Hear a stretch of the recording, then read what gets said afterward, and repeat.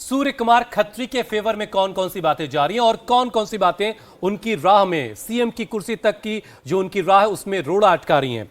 विक्रांत जी, आपको मजबूत बातें कौन सी नजर आती हैं? देखिए, सूर्य प्रकाश खत्री बिल्कुल बहुत ही संगठन में भी काफ़ी सक्रिय रहे हैं। बीजेपी, दिल्ली बीजेपी में काफ़ी सक्रिय वो काम करते रहे। पेशे से वकील भी हैं, वकालत भी काफ़ी लंबे समय से वो कर रहे हैं और बीजेपी और उससे जुड़े हुए मामलों में भी रहते हैं। सूर्य प्रकाश खत्री भी पिछला चुनाव हालांकि हार गए थे, लेकिन इस बार उन्होंने बिट्टू को हराया है। जो बिट्टू जो है तुमारपुर से एक पुराने विधायक रहे थे, मजबूत विधायक रहे थे, कांग्रेस के हालांकि वो नेता थे, बाद में बीजेपी और आम आदमी पार्टी दोनों में चले गए थे। इस बार आम आदमी पार्टी से लड़े, तो इस बार बिट्टू को वहां से हराना, एक मजबूत सीट से सूर्य प्रकाश खत्री जीते हैं। और सबके पक्ष में तो यही बात जाती है कि बीजेपी के 48 विधायकों के पक्ष में यह है कि वो बीजेपी के विधायक हैं। तो सूर्य प्रकाश खत्री के पक्ष में भी ये बात है कि वो बीजेपी से विधायक चुनकर आए। चलिए, एक और नाम पर हम चर्चा कर लेते हैं। अब किसे फोन आ रहा है, अब हो सकता है किसी को आ भी गया हो। हम और आप मिलकर यहाँ पर कयास भी लगा रहे हैं। हो सकता है किसी को ये पता चल गया हो कि वो कैबिनेट में शामिल है, मुख्यमंत्री भले ही ना बन रहे हो, लेकिन वो भी अभी जानकारी सामने आ जाए, ये हो नहीं सकता। इसलिए हम संभावनाओं पर केवल चर्चा कर रहे हैं। और ऐसी संभावना एक और नाम पर है, वो है विजेंद्र गुप्ता। विजेंद्र गुप्ता दिल्ली बीजेपी के उन नेताओं में से एक हैं जो 1980 में पार्टी गठित होने के साथ साथ बीजेपी से जुड़ गए थे। जनता विद्यार्थी मोर्चा और एबीवीपी के रास्ते वो राजनीति में आए और दिल्ली प्रदेश बीजेपी के अध्यक्ष भी रहे। 1997 में उन्होंने एमसीडी की राजनीति शुरू की। 2013 में वो नई दिल्ली सीट पर अरविंद केजरीवाल के सामने लड़े भी, लेकिन वो हार गए। 2015 में वो बीजेपी के उन 3 नेताओं में से एक थे जिन्होंने विधायकी का चुनाव जीता। रोहिणी सीट से वो 2020 में भी चुने गए और इस बार उन्होंने अपनी जीत की हैट्रिक लगाई। Deepak ji, Vijender Gupta is one of those leaders जो कि लगातार लड़ते रहे हैं। बिल्कुल, बड़े सीरियस कंटेंडर हैं विजेंद्र गुप्ता। भारतीय जनता पार्टी के प्रदेश अध्यक्ष भी रहे हैं। सबसे बड़ा उनका प्लस पॉइंट यह है कि विधानसभा में काम करने का, प्रशासन में काम करने का एक लंबा अनुभव उनके पास है। भारतीय जनता पार्टी के पुराने नेताओं में से एक है। कास्ट फैक्टर उनका जो बेसिक गुप्ता यानी ट्रेडिंग कम्युनिटी से आते हैं, वैश्य समुदाय से आते हैं, और जो बनिया कम्युनिटी है वो भारतीय जनता पार्टी का बड़ा कोर वोट बैंक रही है। मुझे ये लगता है लेकिन अब वीक लिंक्स उनके ये बन जाते हैं कि मेरे ख्याल से भारतीय जनता पार्टी जिसको भी चाहेगी वो 40 से 50 या मैक्सिमम 55 की एज ग्रुप का हो। मेरे ख्याल से 60 को थोड़ा क्रॉस कर जाते हैं। मुझे सिर्फ एक ही नेगेटिव पॉइंट नजर आता है। और दूसरा, हाँ, क्या होता है जब एक मुख्यमंत्री बनाया जाता है तो ड्यू डिलीजेंस भी होता है कि भाई क्या किसके पॉजिटिव है, क्या किसके नेगेटिव है, एडमिनिस्ट्रेशन कितना है, किस किस तरह के एलिगेशंस है। अगर उसमें कोई बड़ी बात हो जो पेपर्स के अंदर दबी हो, उसके बारे में मैं नहीं कह सकता। मुझे एक ही नेगेटिव पॉइंट नजर आता है कि यहाँ पर जो है वो फिर, और अगर कास्ट फैक्टर के हिसाब से जाना है, अगर बनिया कम्युनिटी के हिसाब से जाना है और जो कास्ट न्यूट्रल की राजनीति नहीं करनी है भारतीय जनता पार्टी को, तो मुझे लगता है वो एक वैश्य कैंडिडेट को देख सकती है। लेकिन अगर कास्ट न्यूट्रल की जिम्मेदारी करनी है तो फिर वो किसी एक ऐसे समुदाय के व्यक्ति को देखेगी या महिला को देखेगी जो ट्रिपल एम से रिलेटेड हो, माइनॉरिटी, मिडिल क्लास एंड साथ ही साथ जो है माइनॉरिटी, मिडिल क्लास, ये 2 सबसे बड़े स्तंभ हैं। और जो तीसरा है एम से, वो होगा महिला। ये विजेंद्र गुप्ता क्योंकि सीनियर लीडर हैं, इन पर थोड़ी सी और हमें चर्चा करनी चाहिए। रोहन, आपका क्या विचार है कि मजबूत नेता है, कोई दो राय नहीं, आम आदमी पार्टी की लहर में भी जीत कर आए, उसमें भी कोई दो राय नहीं, लेकिन क्या मुख्यमंत्री बनाए जा सकते हैं?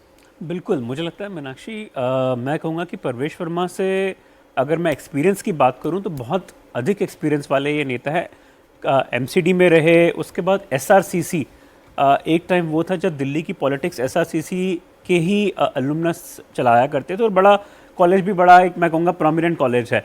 एसआरसीसी के पढ़े हुए हैं, एमसीडी में रहे हैं, 3 बारी वहाँ से काउंसलर इलेक्ट होकर आए हैं। 61 में दीपक से थोड़ा सा सहमत ज़रूर हूँ, लेकिन फिर भी मैं कहूँगा एक एजुकेटेड जो उनकी एक क्वालिफिकेशन है ना, वो पूरी फुलफिल होती है यहाँ पे। दिल्ली क्योंकि दिल्ली नहीं भारत की राजधानी है दिल्ली, क्योंकि वहाँ पे हमें एक एजुकेटेड लीडर ज़रूर चाहिए। वो इनके अंदर क्वालिफिकेशन सारी पूरी होती है। लेकिन एक लाइन में, लेकिन फैक्टर कुछ नहीं होगा फिर इसमें। मैं एक लाइन यहाँ जोड़ना चाहता हूँ। विजेंद्र गुप्ता जब भारतीय जनता पार्टी के प्रदेश अध्यक्ष थे, उस वक्त अरविंद केजरीवाल की राजनीति की बिल्कुल शुरुआत हो रही थी। मतलब वो क्रांतिकारी तरीके से ऊपर आ रहे थे। तो एक निगेटिव पॉइंट उनके बारे में ये भी जाएगा कि विजेंद्र गुप्ता अपनी उस पारी के दौरान अरविंद केजरीवाल के उस तरह के उभार को दिल्ली में बीजेपी का प्रेजेंस होने के बाद भी नहीं रोक पाए और खुद अरविंद केजरीवाल को कभी नहीं हरा पाए। ये उनका एक बड़ा फिर लोग जब कंपेयर करेंगे तो ये भी करेंगे भाई जिसने अरविंद केजरीवाल को हरा दिया प्रवेश वर्मा, आपने उसको नहीं बनाया। जो अरविंद केजरीवाल से हार गए विजेंद्र गुप्ता, तो मेरे ख्याल से ये एक निगेटिव पॉइंट जाएगा। बस एक पॉइंट जरूर बताऊंगा कि इस समय जो उनके पक्ष में जो बात जाती है वो ये है कि 48 एमएलए में से सबसे ज्यादा जो विक्ट्री मार्जिन है 48,000 वोट्स का, वो इनका है, विजेंद्र गुप्ता का सबसे लार्जेस्ट मनोज मार्जिन। मिश्रा जी, संघ का कितना आशीर्वाद है विजेंद्र जी के साथ? नहीं, विजेंद्र जी तो पुराने स्वयंसेवक हैं, दिल्ली से अच्छा संघ चुनाव लड़े, अध्यक्ष का चुनाव हारा उन्होंने, लेकिन जो सबसे बड़ी उनकी क्वालिटी रही कि 15 से 20 तक वो लीडर अपोजिशन रहे विधानसभा में और नगर निगम का भरपूर। मैंने दिल्ली में जो मल्टीसिटी अथॉरिटी है, जो पूरे कार्यकाल के 10 साल बीतने के बाद भी आम आदमी के 4 नेता नहीं समझ पाए, उसमें वो पारंगत है। मैंने मेरा मन, चूंकि आम आदमी पार्टी के कई नेताओं से अपनी बात हुई और आखिर तक वो बहुत सारे कन्फ्यूजन में फैसले लेते रहे, उनको पता ही नहीं कि हमें लेना है कि नहीं लेना है। तो उस तरह की स्थितियां विजेंद्र ने, अगर इंडिपेंडेंटली किसी के लिए नाम चलाया जाए तो बीजेपी में सबसे सुटेबल नाम विजेंद्र का होगा। लेकिन इनके खिलाफ कई चीजें नेगेटिव है जो उनको नहीं बनने देगी, ऐसा मुझे लग रहा है। अच्छा, दीपक जी ने अभी जो थोड़ी देर पहले बात कही थी कि माइनॉरिटी होनी चाहिए, मिडिल क्लास फैक्टर होना चाहिए, उसके साथ महिला फैक्टर होना चाहिए, तो एक नाम और है जो इन फैक्टर्स में, अगर आप कहें कि महिला होने का अगर उन्हें फायदा मिलता है, वो मुख्यमंत्री बन जाती है, तो वो नाम किनका हो सकता है? वो नाम इस वक्त आपके सामने शालीमार बाग से पहली बार की विधायक, थोड़ी देर पहले विक्रांत जी कह रहे थे कि कोई पहली बार की विधायक भी हो सकता है, तो ये पहली बार की विधायक है। दिल्ली यूनिवर्सिटी स्टूडेंट यूनियन में जनरल सेक्रेटरी और प्रेसिडेंट का पोस्ट संभाल चुकी हैं रेखा गुप्ता। एमसीटी इलेक्शन में उतरी, पीतमपुरा वार्ड से 2 बार काउंसलर रह चुकी हैं। 2022 में बीजेपी ने रेखा गुप्ता को दिल्ली मेयर का कैंडिडेट भी बनाया था। शालीमार बाग विधानसभा क्षेत्र से एक अच्छे मार्जिन से उन्होंने जीत भी हासिल की। 29,595 वोटों से उन्होंने ये जीत हासिल की। रेखा गुप्ता खुद अपनी दावेदारी पर, अपनी जीत पर क्या कहती हैं, आप सुने।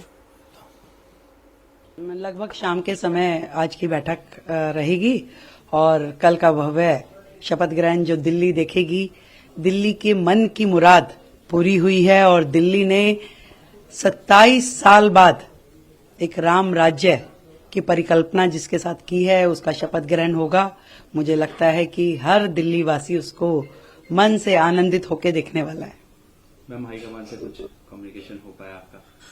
हमें सूचनाएं मिल रही है, लगातार हम संपर्क में हैं और सब कार्यकर्ता शपथ ग्रहण में पहुंचने की तैयारी कर रहे हैं। एक बहुत बड़ा संगठन भारतीय जनता पार्टी है और उसमें जितने भी निर्णय होते हैं वो सामूहिक निर्णय होते हैं। बहुत तरीके से और स्टेबल तरीके से चीजों को किया जाता है। हम ऐसा नहीं कि आज कुछ और वो कल कुछ, या एक व्यक्ति जो भी डिक्टेटरशिप करके चीजों को कर ले। हमारे यहाँ संगठन की परंपराएं हैं जिसको हम फॉलो करते हैं और बड़े अच्छे तरीके से सारे काम करते हुए चीजों का निर्णय आएगा।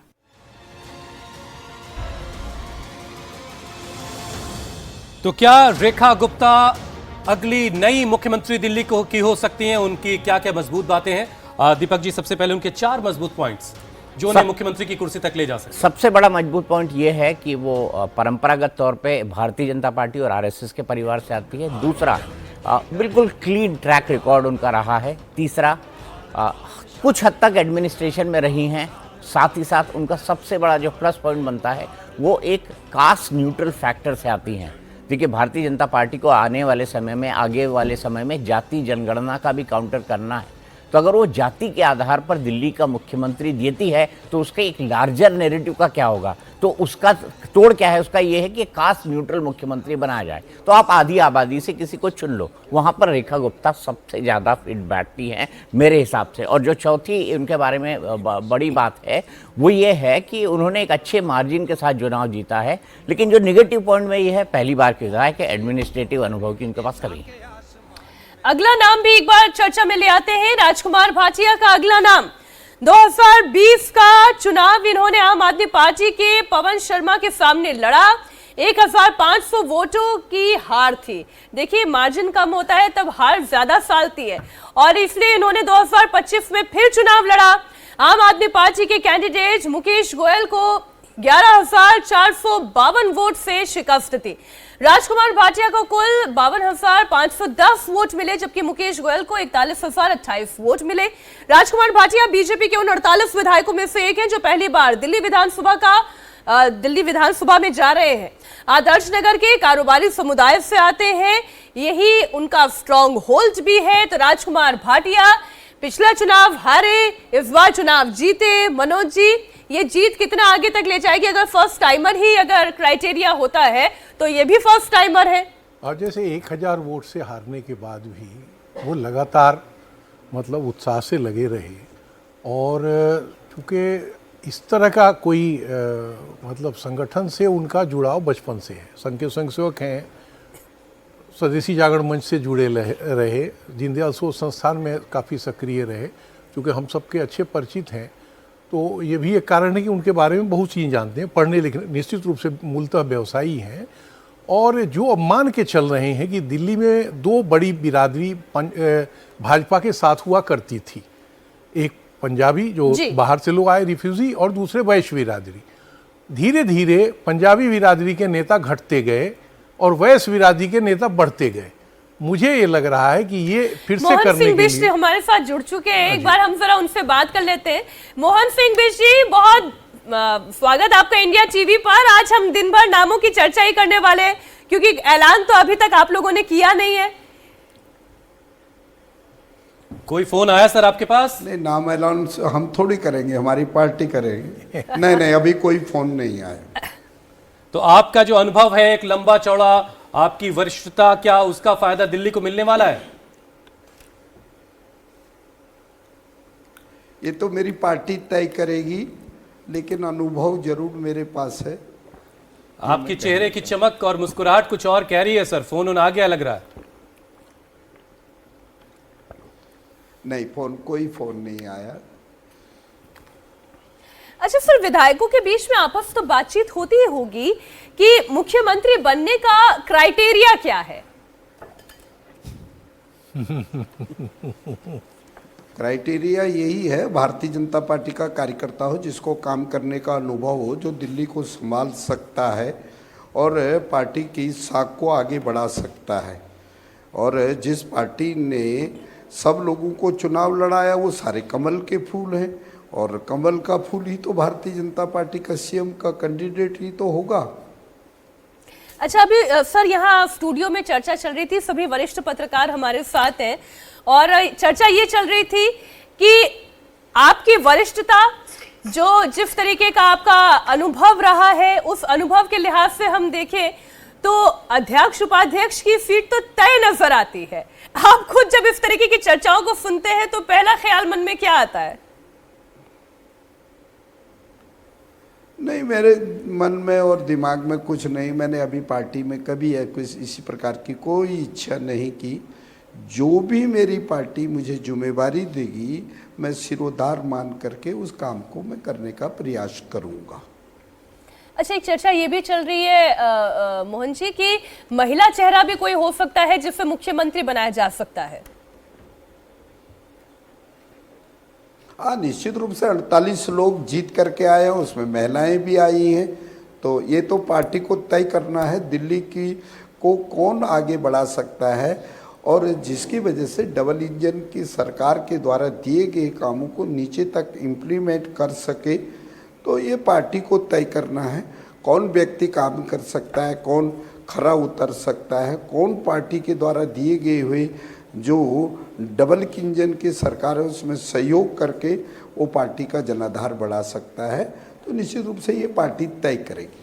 अच्छा सर, ये बताएं, मैंने मेरे सहयोगी ने घुमा फिरा के इतने तरीके से आपसे सवाल पूछ लिए, ये कौन सी ट्रेनिंग भारतीय जनता पार्टी के लीडर्स को मिलती है कि कुछ भी उगलवाना, कुछ भी निकलवाना इतना मुश्किल ही नहीं, मैं तो कहती हूँ नामुमकिन सा हो जाता है?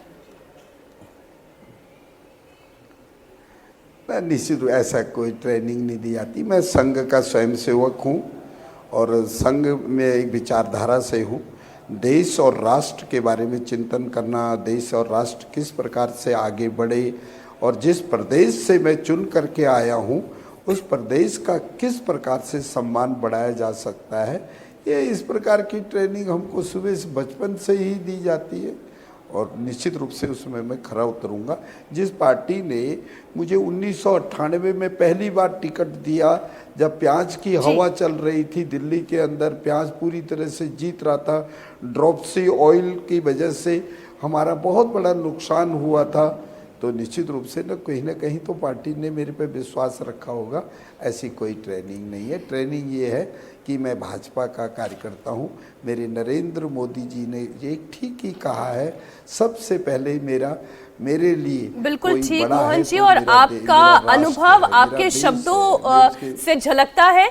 बहुत अच्छा लगा आपसे चर्चा करके, और हम तो यही उम्मीद करते हैं कि जल्द से जल्द बस मुख्यमंत्री मिले दिल्ली की जनता को। बहुत दिन इंतजार हो गया। बहुत शुक्रिया इंडिया टीवी को समय देने के लिए।